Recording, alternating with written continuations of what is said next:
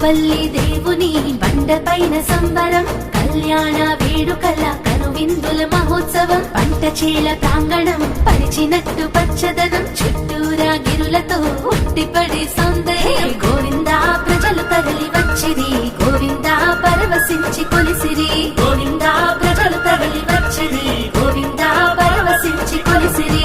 దేవుని గుట్టపైన దేవతల సంగమం, ఉమా మహేశ్వరుడే చట ఉద్భవించిన లింగం, ఆకాశానికి ఎగిసినట్టు ఆంజనేయ రూపం, అభయమిచ్చి ఆదుకునే ప్రసన్నాంజనేయం.